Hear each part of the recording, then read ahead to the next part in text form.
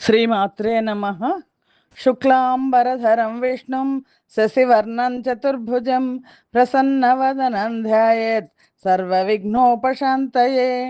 శ్రీవిద్యాం జగతాం ధాత్రీం సర్గస్థితిలయేశ్వరీం నమామి లలితాం నిత్యం మహాత్రిపురసుందరీం. కృష్ణాయ వాసుదేవాయ దేవకీనందనాయ చ నందగోపకుమారాయ గోవిందాయ నమో నమః. నమోస్తు తే వ్యాస విశాల బుద్ధే ఫుల్లారవిందాయత పత్రనేత్ర ఏన త్వయా భారత తైలపూర్ణః ప్రజ్వాలితో జ్ఞానమయ ప్రదీపః. శ్రీమాత్రే నమః. వ్యాస భగవానుడు మనకు ప్రసాదించిన శ్రీదేవి భాగవత పురాణాన్ని ఆచార్య బేతవోలు రామబ్రహ్మం గారు తెలుగు చేశారు. ఆ పురాణ గ్రంథాన్ని చదువుతున్నాం. పంచమ స్కంధంలో ఉన్నాం. అమ్మవారు ఆవిర్భవించి శుంభ నిశుంభులను చంపడాని కోసం కాళికాదేవితో సహా వచ్చింది. చండముండాసురులను పంపించారు శుంభ నిశుంభులు. వాళ్ళిద్దరినీ అంతం చేసింది అమ్మవారు. పారిపోయిన సైనికులు వచ్చి శుంభ నిశుంభులకి అమ్మవారు సామాన్య స్త్రీ కాదు, మీరు శరణు కోరండి, రక్షించబడతారు అని చెప్పారు. దానికి శుంభుడికి నిశుంభుడికి చాలా కోపం వచ్చింది. ఈ గాథను వ్యాస భగవానుడు జనమేజయుడికి వివరిస్తున్నారు. అలాగే నైమిసారణ్యంలో సౌనకాది మహర్షులకు దేవీ భాగవత గాథలను సూత మహాముని తెలియజేస్తున్నారు. శుంభుడు తన సైనికులందరినీ కూడా పంపించేసి తన దగ్గర ఉన్న అత్యద్భుతమైన పరాక్రమం గల రక్తబీజుడిని పిలిపించుకున్నాడు. తన నిశ్చయాన్ని ప్రకటించి అమ్మవారితో యుద్ధాన్ని కొనసాగిస్తాను అని దైత్యేంద్రుడు రక్తబీజుడిని పిలిచాడు. మహాసైన్యంతో రణరంగానికి వెళ్ళమన్నాడు. ఈ మాటకు రక్తబీజుడు చాలా సంబరపడ్డాడు.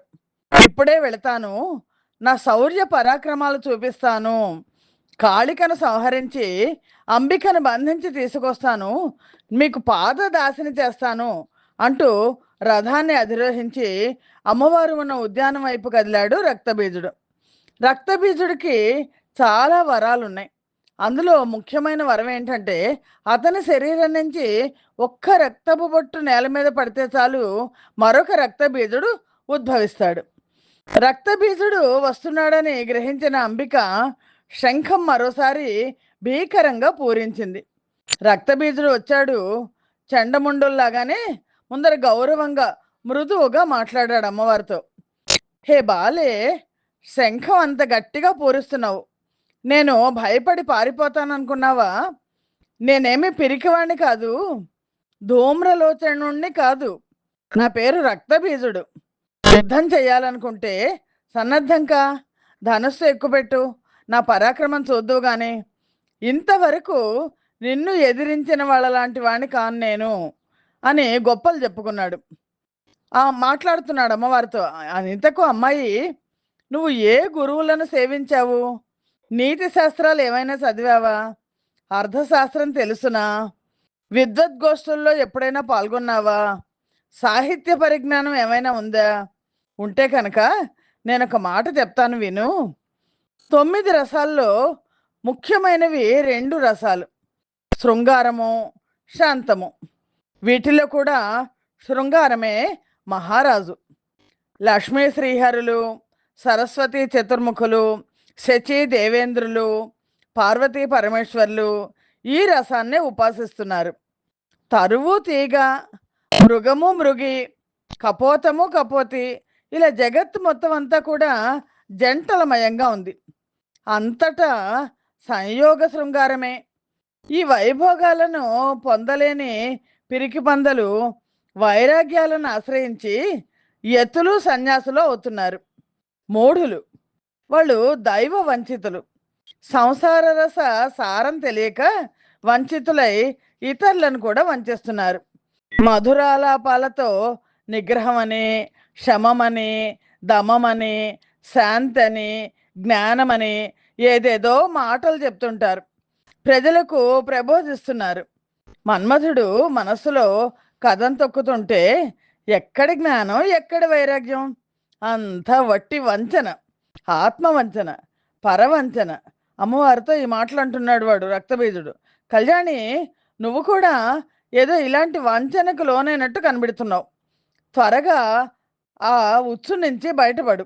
నీకు తగిన అందగాన్ని చూసి వివాహం చేసుకో. త్రిలోక విజేత శుంభుడినైనా సరే, లేకపోతే అతని తమ్ముడు మహాబలుడు నిశుంభుడినైనా సరే వరించు.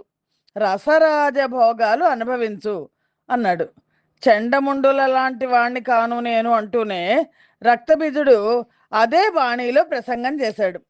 ఆ రక్తబీజుడు చేసిన ప్రసంగానికి అంబికాదేవి పెద్ద పెట్టున పరిహసించింది. కాళికాదేవి వికృతంగా వికటాట్టహాసం చేసింది. అంబికాదేవి మృదు మధురంగా బదులు పలికింది. రక్తబీజ, ఎందుకింత శ్రమపడి ప్రసంగించావు? నేనేమి వివాహం చేసుకోను అని భీష్మించలేదే. మొట్టమొదటి వచ్చిన దూతతో చెప్పాను కదా, నాకు బలంలోనూ రూపంలోనూ సాటి వచ్చేవాడు దొరికితే తప్పకుండా వివాహం చేసుకుంటాను. కాకపోతే అది నిరూపణ కావాలి. నిరూపితం అవ్వాలంటే నాతో యుద్ధం చేసి నన్ను జయించాలి. అప్పుడు ఆ సదృశ బల సంపన్నుడిని నేను పరిణయం ఆడతాను. ఇది చిన్ననాటి నా ప్రతిజ్ఞ. ఈ మాట శుంభ నిశుంభులకు చెప్పమని ఆ దూతకు స్పష్టంగా తెలియజేశాను. శుంభుడు కానీ నిశుంభుడు కానీ వచ్చి బలం నిరూపించుకొని నన్ను చేపట్టవలసింది పోయి మిమ్మల్ని ఇలా పంపిస్తున్నాడు. ఇప్పుడు నువ్వు ముందు ధూమ్రలోచనుడు వచ్చాడు, వాడు అంతమయ్యాడు. తర్వాత చెండముండలు వచ్చారు, వాళ్ళు అంతమయ్యారు. ఇప్పుడు నువ్వు వచ్చావు. సరే, యుద్ధం చేస్తావో పారిపోతావో తేల్చుకో అంది అమ్మవారు. ఈ మాటలకు రక్తబీజుడు అసహనంతో కుమిలిపోయాడు. హఠాత్తుగా ధనస్సు ఎక్కుపెట్టి సింహం మీద శరాసారం కురిపించాడు. అంబిక అలవోకగా వాటన్నిటిని తునాతునకలు చేసింది. పిడుగుల్లాంటి బాణాలతో వాడి గుండెల మీద గాయం చెయ్యని కముకు దెబ్బలు కొట్టింది. వాడు రథంలో స్పృహ కోల్పోయాడు. దానవ సైన్యం లబోలబోమని దిబోదిబోమని గుండెలు బాదుకుంటూ పరుగులు తీసింది. దానవ వీరుల హాహాకారాలు శుంభుడి మందిరంలోకి వినిపించాయి. మండిపడ్డాడు. మూలబలంగా నిలిచిన మహాసైన్యంలో సగభాగాన్ని వెంటనే రణరంగానికి పంపించాడు. కాలకేయ కాంభోజ మహావీరులందరూ కోటాను కోట్లుగా సమర రంగానికి పరుగునొచ్చారు. అంబికాదేవి లోకభీకరంగా ఘంటా నినాదం చేసింది. ధనుష్టంకారం చేసింది. విజయ శంఖం పూరించింది. ఈ మూడు నాదాల భీషణ ధ్వనికి కాళికలో ఉత్సాహం ఉరకలేసింది. ఆననం విప్పారింది, ముఖం విప్పారింది. సింహవాహనం ఆవులించి జూలు దులిపి గర్జించింది. దానవ వీరులందరూ అన్ని వైపుల నుంచి ఒకేసారి వజ్ర కఠోర విశిఖాలను కురిపించారు. కాళికాదేవి వాటి పని పడుతోంది. సరిగ్గా ఇదే సమయానికి బ్రహ్మాది దేవతల దివ్యశక్తులన్నీ అంబికలో ప్రవేశించాయి. సరస్వతీదేవి సూత్ర కమండలం ధరించి హంసవాహనం మీద వచ్చి అంబిక పక్షాన నిలిచింది. శంఖచక్ర గదాధారి అయిన లక్ష్మీదేవి గరుడ వాహనం మీద వచ్చింది. శక్తిహస్త విభూషితగా నెమలి వాహనం మీద కుమారస్వామి రూపంలో కౌమారి వచ్చింది. వజ్రపాణి అయి ఐరావతం మీద శచీదేవి, సూకరాకారంలో ప్రేతాసనం మీద వారాహి, నారసింహ యమదండం ధరించి మహిషవాసన వాహనం మీద యామ్యాదేవి, వారుణి, కౌబేరి ప్రముఖ దిక్పాలకాంతలందరూ తమ తమ అనుచర గణాలతో వచ్చి నిలిచారు. అంబికాదేవి ఆనందంతో మరోసారి శంఖం పూరించింది. శంకరుడు స్వయంగా వచ్చి అంబికను స్తుతించాడు.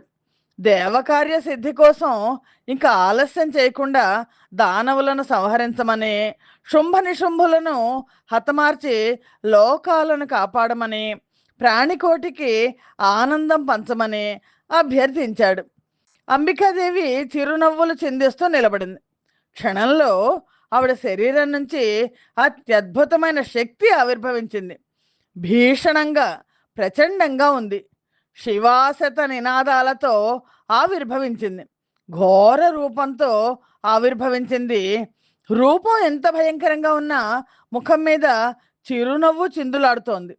దేవదేవ, పార్వతీ ప్రాణవల్లభ, నువ్వు ఒక ఉపకారం చేసి పెట్టాలి. దూతగా శుంభ నిశుంభుల దగ్గరికి వెళ్ళు. నా మాటగా చెప్పు. స్వర్గాన్ని దేవతలకు, భూలోకాన్ని మానవులకు వదిలేసి వాళ్ళని పాతాళానికి వెళ్ళిపోమను. పాతాళంలో ఉండిపోమను. ఇంద్రుడు స్వర్గ సింహాసనం అధిష్ఠించాలి. దేవతలు సుఖశాంతులతో వర్ధిల్లాలి. యజ్ఞభాగాలు దేవతలకే దక్కాలి. జీవితేచ్ఛ ఉంటే అలా చేయమను, లేదంటే యుద్ధానికి రమ్మను. నా వెంట వచ్చిన ఆడవాళ్ళందరూ వాళ్ళ రక్తంతో విందులు చేసుకుంటాయి అని చెప్పు. శివుడు క్షణం ఆలస్యం చేయకుండా బయలుదేరాడు. కొలువు తీరి ఉన్నాడు శుంభుడు. పరమేశ్వరుడు ప్రవేశించాడు. శుంభుడితో మాట్లాడుతున్నాడు.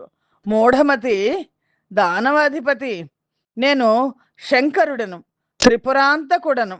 అంబికాదేవి దూతగా ఇక్కడికి వచ్చాను.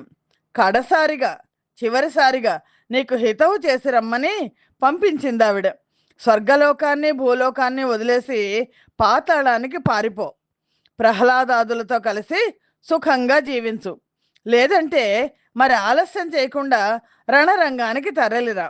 సబంధుమిత్ర పరివారంగా నేను సంహరిస్తాను అని మీకు అంబికామాత హితబోధ చేసి రమ్మంది.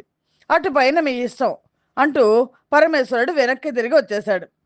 అప్పటి నుంచే అంబికాదేవికి శివదూతి అనే పేరు వచ్చింది. యయా సౌ ప్రేరిత శంభుర్ నూతత్వే దానవాన్ ప్రతి శివదూతీతి విఖ్యాత జాత త్రిభువనేఖిలే. శంకరుడు ఆ మాట చెప్పి వెళ్ళిపోగానే అన్నదమ్ములు ఇద్దరు కూడబలుక్కున్నారు. ఇంతదాకా వచ్చాక వెనుదిరగడం ఏమిటి అనుకున్నారు. శత్రు దుర్భేద్యమైన కవచాలు ధరించి శస్త్రాస్త్రాలన్నీ సమకూర్చుకుని సిద్ధంగా ఉన్న క్రూరాతి క్రూర దానవ వీర మూలబలాన్ని మొత్తాన్ని రణరంగానికి తరలించారు. వాళ్ళు వస్తూనే చండ ప్రచండంగా శిలావర్షంలా సరాసారం కురిపించారు. అంబికాదేవి ధీటుగా సమాధానం చెప్పింది. మొత్తం రాక్షస సైన్యం అంతా వచ్చింది. అంబిక యుద్ధం చేస్తోంది వాళ్ళతో. రకరకాల ఆయుధాలతో యుద్ధం తీవ్ర రూపం చెందింది. కాళికాదేవి త్రిశూలంతో వీర విహారం చేస్తోంది. యథావిధిగా దానవులను, ఏనుగులను, గుర్రాలను, రథాలను, ఒంటెలను పుంజీలు పుంజీలుగా గుప్పిడి పట్టి నోటిలో కుక్కుకుంటోంది. పళ్ళ కింద పడి ఎముకలు విరుగుతున్న చప్పుడు, ఇనప కవచాలు నలుగుతున్న చప్పుడు, రథాలు ముక్కలవుతున్న చప్పుడు ముబ్బడిగా దిగంతాలకు వ్యాపిస్తోంది. బ్రహ్మాణి హంసవాహనం మీద రణరంగం మీద ఎగురుతూ కమండల ఉదకాలను మంత్రించి తల్లుతోంది. అవి సోకిన దానవులు నిశ్శబ్దంగా మరణిస్తున్నారు. వృషభారూఢైన శాంకరి త్రిశూలాన్ని కుడి ఎడమలకు విసురుతుంటే వందలు వేలుగా దానవుల శిరస్సులు బంతులై ఎగురుతున్నాయి. వైష్ణవీదేవి గరుడ వాహనం మీద గిరికీలు కొడుతూ 4 చేతుల 4 ఆయుధాలను ప్రయోగిస్తూ రాక్షస సంహారం చేస్తోంది. ఒక ఎత్తున ఒక వరసలో రివ్వున వెళ్తున్న సుదర్శన చక్రం అందిన తలలను మొండాలను నరుక్కుంటూ కడదాకా వెళ్ళి మరో దారిని తిరిగి వస్తోంది. వస్తూ కూడా అదే పని చేస్తోంది. శచీదేవి వజ్రాయుధానికి తిరుగులేదు. ఐరావత పాద కరాఘాతాలకు అంతే లేదు. వారాహి దంష్ట్రాలకు రాను రాను పదును పెరిగింది. కోరలకు వందలాదిగా దిగబడిన దానవ కళేబరాలను ఏ చెట్టుకో కొండ కొమ్మకో పట్టించి వదిలించుకుంటోంది. మళ్ళీ రణరంగానికి దూసుకొస్తోంది. నారసింహి గజ సైన్యంపై విరుచుకుపడుతోంది. కుంభస్థలాలు చీల్చి క్రొన్నెత్తురుతో విందులు చేసుకుంటోంది. కౌమారి ప్రయోగిస్తున్న శక్తి ఆయుధానికి సమాధానం చెప్పలేక దానవ యోధులు తమ శిరస్సులను కానుక పెడుతున్నారు. వారుణదేవి పాశం విసిరితే వేలకు వేలుగా రాక్షసులు సొమ్మసిల్లి పడిపోతున్నారు, బందీలైపోతున్నారు. చిక్కిన వారిని చిక్కినట్లు సింహం భక్షిస్తోంది. ఐరావతం మట్టగిస్తోంది. చూస్తుండగానే రణరంగం ఖాళీ అయిపోయింది. హతశేషులు బొంబారవాలు చేస్తూ పారిపోతున్నారు. ఆకాశం నుంచి దేవతలు మాతృగణం మీద పుష్పవృష్టి కురిపించారు. జయ జయ నినాదాలు చేశారు. రక్తబీజుడికి ఇప్పుడు మెళుకు వచ్చింది. రథంలో పడిపోయాడు కదా సుప్రసక్తి. రథంలో లేచి కూర్చున్నాడు. తన రథం రణరంగానికి దూరంగా ఉంది. సారథి నొగల పైన చచ్చిపడి ఉన్నాడు. పరిస్థితి అర్థమైంది. ఒళ్ళు విరుచుకొని ధనుష్టంకారం చేశాడు. జనమేజయుడికి వ్యాస భగవానుడు ఈ గాథను చెప్తున్నాడు. జనమేజయ అన్నాడు వ్యాసుడు, మహర్షి ఆపద్దు, యుద్ధాన్ని కళ్ళకు కట్టినట్టు చెప్తున్నారు మీరు, కొనసాగించండి అన్నాడు జనమేజయుడు.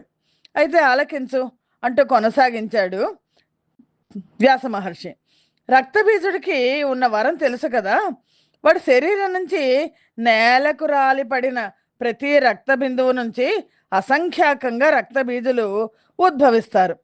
అదే రూపం, అదే బలం, అదే పరాక్రమం. తపస్సుకు సంబరపడి భోళాశంకరుడిచ్చిన అద్భుతమైన వరం అది.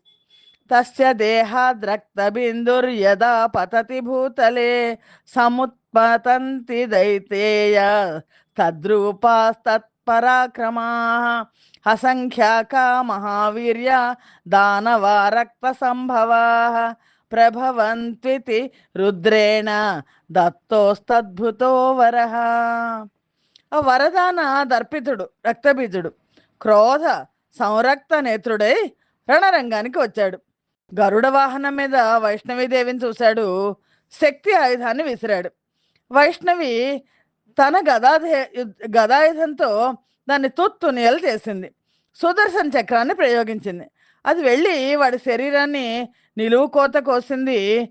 చిందిపడిన రక్తబిందువుల నుంచి అసంఖ్యాకంగా రక్తబీజులు ఆవిర్భవించారు. రణరంగం కిక్కిరిసిపోయింది. ఎటు చూసినా రక్తబీజులే. అందరూ ఒక్కలాగా ఉన్నారు. వైష్ణవి ఆశ్చర్యపోయింది. బ్రహ్మాణి, మాహేశ్వరి, నారసింహి, కౌమారి, శచి ప్రభృతులందరూ ఇదేమిటని నివ్వెరపోతున్నారు. తమ తమ దివ్యాయుధాలను యథాశక్తిగా ప్రయోగిస్తున్నారు. వైష్ణవీదేవి మరిన్ని బాణాలను ప్రయోగించి రక్తబీజుడిని ఇంకా గాయపరిచింది. మరిన్ని రక్త బిందువులు చిందిపడ్డాయి. కోటాను కోట్లుగా రక్తబీజులు ఆవిర్భవించారు. వికటాట్టహాసాలు చేస్తూ విజృంభించారు. బ్రహ్మాణి ప్రభృతులకు ఏమి చేయాలో తోచలేదు. దేవతలు నిశ్చేష్టులయ్యారు. అందరినీ దుఃఖము దైన్యము ఆవరించాయి. కాళికాదేవి ఒక్కతే ఉంది. ఇంతమంది రక్తబీజులతో పోరాడుతోంది. వాడి సంఖ్య క్షణక్షణానికి పెరుగుతోంది. ఇప్పుడు శుంభుడు కానీ నిశుంభుడు కానీ ఇటువైపు వస్తే పరిస్థితి మరీ విషమిస్తుంది. ఎలాగా అని దేవతలందరూ దిగులు పడుతున్నారు. జగదంబిక ఒక్క క్షణం ఆలోచించింది. ఉపాయం తట్టింది. వెంటనే కాళికాదేవిని పిలిచింది. హే చండముండే, నీ నోరును పూర్తిగా విస్తరించు, నాలుకను రణరంగం అంతటా చాపు. నేను ప్రయోగిస్తున్న ఆయుధాలతో వాడి శరీరం నుంచి చిందే రక్త బిందువు ఒక్కటి కూడా నేల మీదకు పడకుండా చప్పరించేయి. ఈ అసంఖ్యాక రక్తబీజులను అలాగే నెత్తురు చిమ్మకుండా భక్షించేయి. ఇదొక్కటే మార్గం. విస్తరించు. ఇంకా ఎంతసేపు చేస్తాం వీళ్లతో ఈ యుద్ధం? త్వరగా ముగించి స్వర్గ సామ్రాజ్యాన్ని ఇంద్రుడికి అప్పగించి హాయిగా వెళ్ళిపోదాం అంది అమ్మవారు. అంటుండగానే కాళికాదేవి కొండ గుహలాగా నోటిని తెరిచింది. రక్త సర్పంలాగా నాలుకని చాపింది. అంబికాదేవి ఒక్క పెట్టున అన్ని ఆయుధాలను అసంఖ్యాకంగా ప్రయోగించింది. తెగిపడుతున్న మాంసఖండాలను నెత్తురు బొట్టు బీరిపోకుండా కాళికాదేవి చప్పరించేస్తోంది. కృత్రిమ రక్తబీజులందరూ ఆవిర్భవించినంత వేగంగా లక్షల సంఖ్యలో భక్షితులైపోయారు. అసలు వాడు ఒక్కడు మిగిలాడు. అంబికాదేవి అప్పటికి బాగా పదునెక్కి తళతళలాడుతున్న పొడవాటి కత్తిని విసిరింది. వాడి తల ముండెము వేరైపోయాయి. కాళికాదేవి అవలీలగా చప్పరించేసింది. అలాగా రక్తబీజుడి కథ కాస్త అంతమైపోయింది. తర్వాత నిశుంభ సంహారం. శుంభుడికి నిశుంభుడికి ఈ వర్తమానం అందింది. రక్తబీజుడు మరణించాడు అని. బ్రహ్మాణి ప్రభృతులు రణరంగానికి దిగారని, కాళికాదేవి ఉపాయంగా రక్తబీజుడిని భక్షించిందని, ఇంకా తమ కోసమే ఆవురావురమంటూ ఎదురు చూస్తోందని తెలిసింది. ఇంత బ్రతికి ఇప్పుడు ఈ ఆడదానికి భయపడి పారిపోవడమా? అవమానం. అంతకంటే మరణమే వరణీయం అనుకున్నాడు శుంభుడు. అదే తెగింపుతో పలికాడు. తమ్ముడు నిశుంభ, నేను వెళ్తున్నాను రణరంగానికి, అంబికను సంహరించి వస్తాను. ఒకవేళ రాలేదనుకో, నువ్వు ఈ కార్యాన్ని కొనసాగించు అన్నాడు. హత్వా తామాగమిష్యామి నాగమిష్యామి చాన్యథ తరసాతాం శరస్తీక్ష్ణై నారీనయమాలయం. అన్నగారి మాటలకు తమ్ముడు ఉక్రోషపడ్డాడు. నేనే వెళ్తాను, కాళికను సంహరించి అంబికను బంధించి తెస్తాను. ఈ పాటి ఘనకార్యానికి నువ్వు వెళ్ళాలా? నిశ్చింతగా ఉండు, నేనుండగా నువ్వు వెళ్ళడం సమంజసం కాదు అంటూ మరి సమాధానం కోసం చూడకుండా నిశుంభుడు సొంత సైన్యంతో బయలుదేరాడు. వందిమాగధులు జయ జయధ్వానాలు చేశారు. నిశుంభో నిశ్చయం కృత్వా మరణాయ జయాయ వా సోద్యమ సబల శూరో రణే దేవి ముపాయయౌ. నిశుంభుడు బయలుదేరగానే ఒంటరిగా మిగిలిన శుంభుడికి ఏమీ తోచలేదు. కొలువులో నిలవలేకపోయాడు. తన మందిరంలోకి వెళ్ళాడు. అక్కడ కూర్చోలేకపోయాడు. తాను యుద్ధరంగానికి బయలుదేరాడు. రణపండితుడు అల్లంత దూరాన నిలిచి ప్రేక్షక పాత్ర వహించాడు. ఆకాశంలో అదృశ్య రూపాలతో ఇంద్రాది దేవతలు, రణరంగంలో స్వబలంతో దైత్యేంద్రుడు, శుంభుడు ప్రేక్షకులయ్యారు. శుంభ సోదరుడు నిశుంభుడు తన శాంకర ధనస్సును ఎక్కుపెట్టి పుంఖానుపుంఖాలుగా శిలాకఠిన విశిఖాలను గుప్పిస్తున్నాడు. అంబికాదేవి తెరలు తెరలుగా పక్కపక్క నవ్వింది. కాళిక, చూసావా వీళ్ళ మూర్ఖత్వం? సోదరులు నాతో యుద్ధానికి తలపడుతున్నాడు. రక్తబీజుడు మరణించిన వీళ్ళకి ఇంకా బుద్ధి రాలేదు, జయించగలము అని ఆశపడుతున్నారు. ఇది నా మాయాశక్తి. ఆ ఆశతో వీళ్ళని సమ్మోహితుల్ని చేశాను. ఈ ఆశ బహు చెడ్డది సుమా, ఒక పట్టాన వదిలిపెట్టదు. సైన్యం అంతా నాశనమైందా? మహాబలశాలులు అనుకున్న చెండముండులు నాశనమయ్యారా? అసంఖ్యాక రక్తబీజులను ఆవిర్భవింపచేయగల అసలు సిసలు రక్తబీజుడు నాశనమయ్యాడా? అయినా వీరికి ఆశ చావలేదు, ఇంకా జయించగలము అనుకుంటున్నారు. వచ్చారు. వీళ్ళిద్దరిని సంహరిస్తే మనం వచ్చిన పని పూర్తవుతుంది. చావు దగ్గర పడి మాయామోహితులై వచ్చారు, కానీ మిగిలిన కాస్త పని పూర్తి చేద్దాం అంటూ విసిక వృష్టి కురిపించింది. క్రమక్రమంగా యుద్ధం భయానక రూపం ధరించింది. అంబికా వాహన సింహం జూలు దులిపి సైన్య సాగరంలో ఈదుతోంది. సరస్సులో దిగిన ఏనుగులాగా సేనా సముద్రాన్ని అల్లకల్లోలం చేస్తోంది. నిశంభుడు పళ్ళు పటపటలాడించాడు. దానవ యోధులను ఉత్సాహపరుస్తూ సింహవాహనం మీద అనేకమైన ఆయుధాలను ప్రయోగించాడు. అన్ని వైపుల నుంచి దానవ యోధులు చుట్టుముట్టి ఒక్కసారిగా శస్త్రాస్త్ర సమూహం కురిపించారు. అంబికాదేవి శస్త్రానికి శస్త్రం, అస్త్రానికి అస్త్రంగా బదులు పలుకుతోంది, బదులు చెల్లిస్తోంది, అవకాశం దొరికించుకుని అంతమొందిస్తోంది. అంబికాదేవి యుద్ధ వైసారథ్యాన్ని చూస్తూ అల్లంత దూరాన్ని నిలబడ్డ శుంభుడికి ఉత్సాహం ఉరకలు వేసింది. రేవున రణరంగానికి వచ్చాడు. కాళికను సంహరిద్దామని, అంబికను సంగ్రహిద్దామని. ఇంకా శుంభుడికి ఆశ చావలేదు. ఎదుట నిలిచి అంబికాదేవిని ముఖాముఖి తిలకించాడు. శృంగార వీరరసాలు మూర్తీభవించి భయద సుందరంగా ప్రకాశిస్తోంది ఆవిడ. తత్రాగత్య దదర్శాజ వంబికాం చ పురస్థితాం రౌద్రరస యుతాం కాంతాం శృంగారరస సంయుతాం తాం వీక్ష విపులాపాంగీం త్రైలోక్యవర సుందరీం సురక్తనయనాం రమ్యాం క్రోధరక్తే క్షణాం తథా. ఆ శృంగార రౌద్రమూర్తిని అతి సన్నిహితంగా దర్శించాడు శుంభుడు. విశాలమైన క్రీగన్నులు, సర్వజగత్ సమ్మోహకమైన సుందరమైన రూపం, ఎర్ర కలువరేకుల్లా అందంగా ఉన్న కన్నులు ఇప్పుడు రౌద్రం కారణంగా మరింత ఎరుపెక్కి నిప్పులు చెరుగుతున్న చూపులు చూడడంతోనే శుంభుడి మనసులోంచి పెళ్లి ఆశ వెళ్ళిపోయింది, జయ ఆశ జారిపోయింది. మరణం తప్పదు అన్న నిశ్చయం బలపడింది. తెగించి కార్ముకం ధరించి నిలబడ్డాడు. వివాహేచ్ఛాం పరిత్యజ్య జయ జయాశాం దూరతస్తథా మరణే నిశ్చయం కృత్వా తస్థావాహిత కార్ముకః. అంబికాదేవి తేరిపార చూసింది. అప్రయత్నంగా ఒక చిరునవ్వు ముఖమండలం మీద విరిసింది.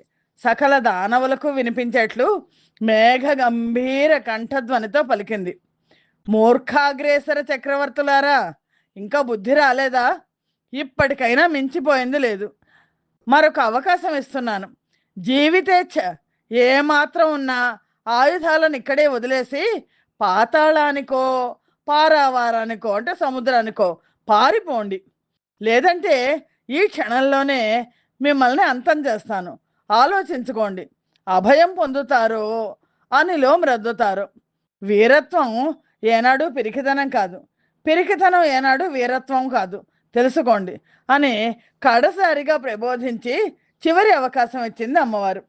దీనికి సమాధానం చెప్పకపోగా నిశుంభుడు హఠాత్తుగా కత్తి దూసి సింహాన్ని శిరస్సు మీద మోదాడు. అది కళ్ళు తిరిగి ఒళ్ళు తోలి గిర్రన బొంగరంలా తిరిగింది. సారె మీద కుండల అంబికాదేవి తిరిగింది. తిరుగుతూనే గండ్రగొడ్డలి విసిరింది.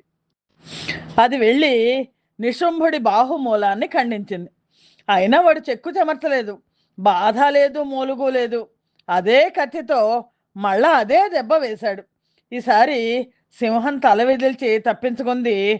అంబికాదేవి సువర్ణ పాత్రికను ఎత్తి గటగట మద్యపానం చేసింది. గదతో తన పైకి లంఘించబోతున్న నిశుంభుడిని చూపులతోనే అదిలించింది. నిశుంభ, ఇదిగో ఈ క్షణంలో ఇక నువ్వు లేవు అని గర్జించింది. సన్నటి చువ్వల జవజవలాడుతూ పొడవుగా ఉన్న కృపణాన్ని మెరుపు తీగలాగా విసిరింది. మరుక్షణంలో వాడి తల ఎగిరి తాటి పండులాగా రాలిపడింది.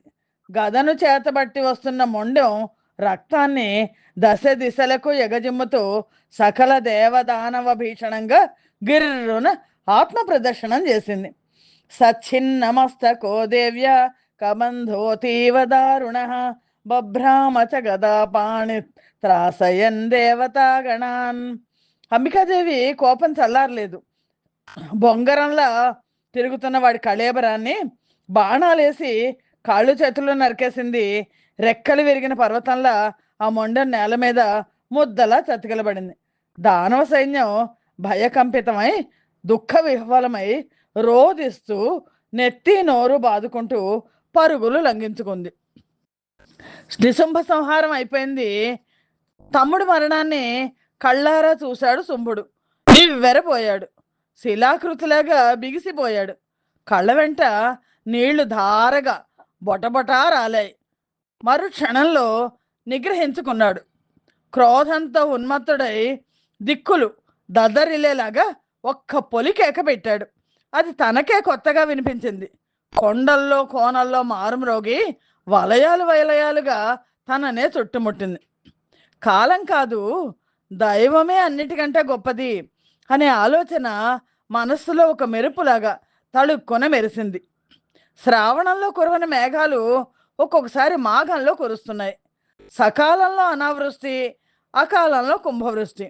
కాలానికి ఒక నియతి లేదు, అది నిమిత్త మాత్రమే. దైవమే బలవత్తరం. అది అనుకూలిస్తేనే ఏ పౌరుషాలైనా ఫలిస్తాయి, లేకపోతే అంత వ్యర్థమే. సకల దేవతలను గడగడలాడించిన నిశుంభుడు ఒక అబల చేతిలో దారుణంగా మరణించాడు. ఇంతకన్నా నిదర్శనం ఏం కావాలి? మహాశూరుడు రక్తబీజుడు నిహతుడయ్యాడు. ఇంకా నేను ఒక్కడిని మిగిలాను. అపకీర్తికి ఒడికట్టి జీవితాశని పెంచుకుని మాత్రం ఏం చేయగలను? ఏమి సాధించగలను? కాలం దాపురిస్తే ఎవడైనా గతించాల్సిందే కదా. త్రిమూర్తులకు, అష్టదిక్పాలకులకు, సూర్యచంద్రులకే ఇది తప్పనప్పుడు నేనా తప్పించుకునేది? మరణం దైవ నిర్మితం. దానికి భయపడేవాడు పరమ మూఢుడు. పుట్టిన ప్రతి ప్రాణి గిట్టక తప్పదు, గిట్టిన ప్రతి జీవి పుట్టక తప్పదు. అశాశ్వతమైన ఈ శరీరాన్ని నమ్ముకునే శాశ్వతమైన కీర్తిని వదులుకోవడం అవివేకం అనుకున్నాడు వాడు. జాతస్య హి ధ్రువో మృత్యుర్ ధ్రువం జన్మ మృతస్య చ అధ్రువేస్మిన్ శరీరేతు రక్షణీయం యశస్థిరం. అమ్మవారితో పోట్లాడడం కూడా వాడికి యశస్సే కదా. విజయమో మరణమో ఏదైనా దైవ స్వరూపమే, ఆహ్వానించదగిందే, ఆస్వాదించాల్సిందే అంట్రాని అంటూ నిశ్చల చిత్తంతో సూతుడి వెనుతట్టి పోనీ అన్నాడు. రథం కదిలింది. అంబికాదేవి ముందు నిలిచింది. శుంభుడు ఏకాగ్ర చిత్తంతో చూశాడు. త్రైలోక్య మోహిని, సింహవాహనారూఢ, సర్వాభరణ విరాజమాన, సర్వలక్షణ సంవృత కనిపించింది. దేవగంధర్వామరులు స్తుతిస్తున్నారు, పారిజాత పుష్పాలతో అర్చిస్తున్నారు. అంబికాదేవి నిశ్చలంగా శంఖం పూరిస్తోంది, ఘంటా నినాదం చేస్తోంది. శుంభుడు మోహపరవశుడయ్యాడు, కామమోహితుడయ్యాడు, అనూహ్యంగా మన్మధర్తికి లోనయ్యాడు. ఆహా, ఏమి రూపం, ఏమి సౌందర్యం, ఏమి రణచాతుర్యం! పరస్పర విరోధులైన సౌకుమార్య ధైర్యాల కలయిక. ఓహో అనుకున్నాడు. అహో రూపమిదం సమ్యక్, అహో చాతుర్యమద్భుతం, సౌకుమార్యంచ ధైర్యంచ పరస్పర విరోధియత్. మెరుపు తీగలాగా తన్వంగి, మాలతీలతలాగా అత్యంత సుకుమారి అమ్మవారిని వాడు చూస్తున్నాడు. ప్రారంభ యవ్వనంలో ఉన్న పడుచుపిల్ల. ఈ బాలామణి కామభావాన్ని జయించిందంటే ఆశ్చర్యంగా లేదు. రూపలక్షణాలన్నింట సాక్షాత్తు రతీదేవిలా ఉంది. ఈ అంబిక ఇంతమంది మహావీరాది వీరులను సంహరించడం ఏమిటి? అసంభవం. ఇదేదో మాయ. ఈ బాలామణిని వశం చేసుకోవాలి, ఉపాయంగా లొంగదీసుకోవాలి. వశీకరణ మంత్రాలు ఏవే నాకు రావే అనుకుంటున్నాడు. అయినా సర్వమంత్రమయి ఈ జగన్మోహిని మంత్రాలకు లొంగుతుందా? పైగా మదగర్విత, అస్సలు లొంగదు. సామధానోపాయాలు ఫలించలేదు, భేదోపాయానికి అవకాశం లేదు. పోని దండోపాయం ప్రయోగిద్దామంటే ఇంతటి మహాబలవంతురాల దగ్గర అది పనిచేస్తుందనే నమ్మకం లేదు. అందుకని పారిపోవడం కంటే పోరాడి పోరాడి మరణించడమే శ్రేయస్కరం. విజయమో వీరమరణమో విధి విహితం, ఏదో అది ఈ పూట జరిగి తీరుతుంది అనుకున్నాడు. తస్మాత్తు మరణం శ్రేయో న సంగ్రామే పలాయనం, జయో వా మరణం వాద్య భవత్యేవ యథా విధి. శుంభుడు ఇలా అన్ని రకాలుగా అన్ని విధాలుగా ఆలోచించి యుద్ధానికి నడుం బిగించాడు. ధనుష్టంకారం చేశాడు, హుంకరించాడు, రథాన్ని మరింత ముందుకు పోనిచ్చాడు. అమ్మవారితో మాట్లాడుతున్నాడు. దేవి, యుద్ధం చేయి. ఇప్పటిదాకా నువ్వు పడ్డ శ్రమ ఈ క్షణంతో వృధా అయిపోతుంది. నీ మూర్ఖత్వం ఏంటో ఎంతకీ అర్థం కావడం లేదు. ఒక ఆడది ఇలా యుద్ధానికి దిగడం కనీ విని ఎరగం. ఇది స్త్రీ ధర్మానికే విరుద్ధం. అయితే నీ వంటి అందగత్తెలకు చూపులే బాణాలు, కనుబొమ్మలే ధనుస్సులు, హావభావాలే శస్త్రాలు, నాలాంటి పురుషుడే లక్ష్యం, సుగంధ ద్రవ్యాలే సమర సన్నాహాలు, మనోరథాలే రథాలు, గుసగుసలే భేరీ నినాదాలు. ఇంకేమీ అవసరం లేదు. ఇతర శస్త్రాలను అస్త్రాలను ధరించడం కేవలం అభినయం మాత్రమే అన్నాడు. నారీణంలోచనే బాణ భ్రువావేవ శరాసనం, హావభావాస్తు శస్త్రాణి పుమాన్ లక్ష్యం విచక్షణ, సన్నాహశ్చంగరాగోత్ర రథశ్చాపి మనోరథ, మంద ప్రజ్వల్పితం భేరి శబ్దో నాణ్య కదాచన.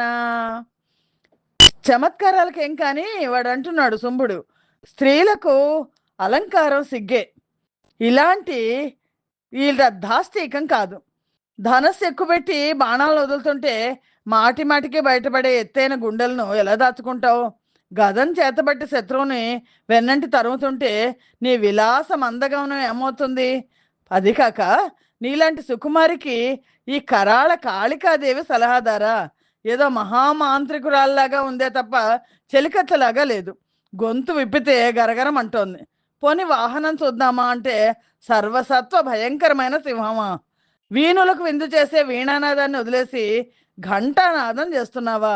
నీ రూపానికి, నీ యవ్వనానికి పూర్తి విరుద్ధంగా ఉంది నీ సంరంభం. బాలమణి, యుద్ధమే చెయ్యాలి అనుకుంటే ఈ సుందరమైన రూపాన్ని వదిలేయి. వేలాడే పెదవులు, పెరిగి పెరిగి మెలికలు తిరిగిన గోళ్ళు, గీస్తే మసిరాలే కాకి నలుపు, కాకి గొంతు, కాకి చూపు, లంబపాదాలు, కోరల్లాంటి దంతాలు, పిల్లి కన్నులు, ఇలాంటి ఏదో ఒక వికృత రూపం ధరించొచ్చి నిలబడు. కర్కశంగా మాట్లాడుతూ నన్ను రెచ్చగొట్టు, అప్పుడు నేను యుద్ధం చేస్తాను. అంతేకాని ఇంత అందగత్తెవు నీ మీద కత్తి దూయడం ఎలాగా? నాకు చెయ్యి ఆడడం లేదు. మన్మథ మహాసామ్రాజ్ఞిలాగా ఉన్నావు. ఓ బాల మృగనైనా క్షమించు, ఈ రూపంలో నిన్ను సంహరించలేను అంటున్నాడు వాడు శుంభుడు. ఈదృశీం సుదతేందృష్ట్వా నమే పాణి ప్రసీదతి హంతుం త్వాం మృగశాభాక్షి కామకాంతోషమే మృధే. యుద్ధానికి వచ్చి కామార్తుడే నిలిచి ఇలా ప్రసంగిస్తున్న శుంభుణ్ణి చూసి జగదంబిక చిరునవ్వులు చెందించింది. ఓరే మందమతి, కామమోహితుడవై పలవరిస్తున్నావు నువ్వు. నా మీద కత్తి దుయ్యలేకపోతే పోనీ, అదిగో కాళికి అక్కడే ఉంది. నువ్వు కోరుకున్న క్రూర కరాళ రూపంలో ఉంది. ఆవిడితో యుద్ధం చేయి. నీ ఇష్టం వచ్చిన ఆయుధాలను ప్రహరించు. నేను ప్రేక్షకురాలనే సాక్షి మాత్రంగా నిలబడతాను. యుద్ధం చెయ్యను, చేయాలనే ఉత్సాహం కూడా లేదన్నాడు. ప్రేక్షికాహం స్థితామూఢ కురు కాళికయా మృఢం ప్రహరస్వ యథా కామం నాహం త్వం యోద్ధుముత్సహే. అమ్మవారు ఉత్సాహం కూడా నాకు లేదు అంది అని శుంభుణ్ణి గేలి చేసింది. కాళిక వైపు తిరిగి మృదువుగా అంది, హే కాళికే, ఈ కురూప ప్రియుణ్ణి సంహరించు అంది జగదంబిక. వెంటనే కాళికాదేవి 1000 మణుగుల బరువున్న ఇనపగదను అవలీలగా చేతబట్టుకుని క్రూరంగా వికటంగా విరగబడి నవ్వుతూ శుంభుడి ఎట్ట ఎదుట నిలిచింది. దానవ నాయకుడు తాను గదం ధరించి కలయబడ్డాడు. ఇద్దరికి భీకర సంగ్రామం జరిగింది. పాదాఘాతాలతో భూమి కంపిస్తోంది, గదాఘాతాలతో ఆకాశం చిల్లులు పడుతోంది.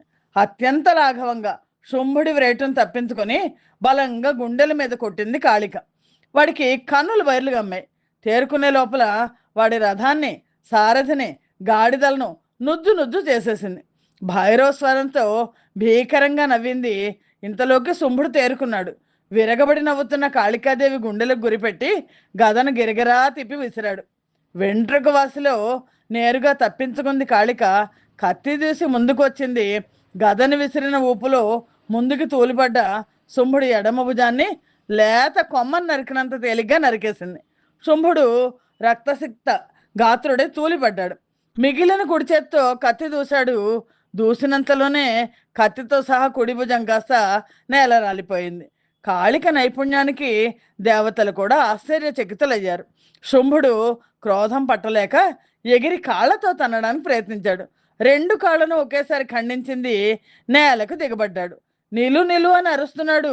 తొడలతో చెరచరా వస్తున్నాడు. కాళికాదేవి కన్నులు చిట్లించి క్రూరంగా నిశితంగా చూసింది.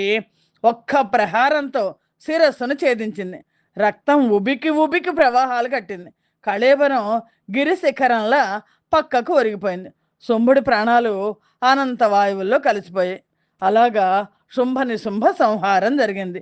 ధూమ్రలోచనుడు, చండముండులు, రక్తబీజుడు, శుంభుడు, నిశుంభుడు మొదలైన దైత్యులందరూ కూడా అమ్మవారి యుద్ధంలో మరణించారు.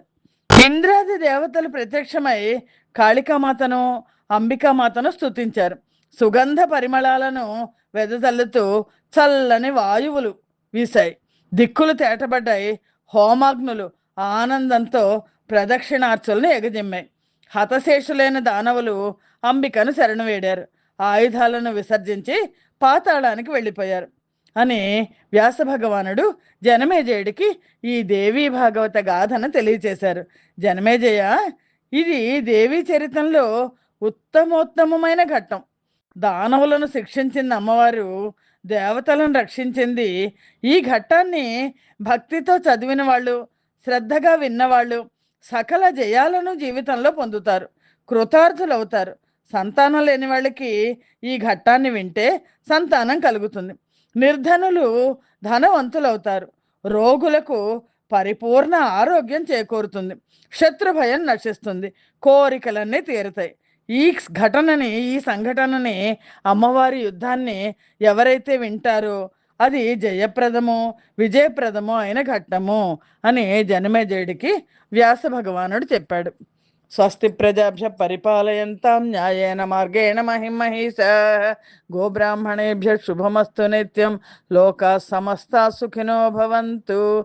సర్వం శ్రీమాత చరణార్పణ విందార్పణమస్తు.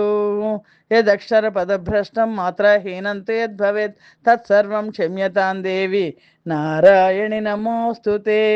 శ్రీమాత్రే నమః. పంచమ స్కంధంలో ఉన్నాము మనము. ఆ తర్వాత సమాధి సురధుల వృత్తాంతం వస్తుంది. తర్వాత సంచికలో చూద్దాం. శ్రీమాత్రే నమః.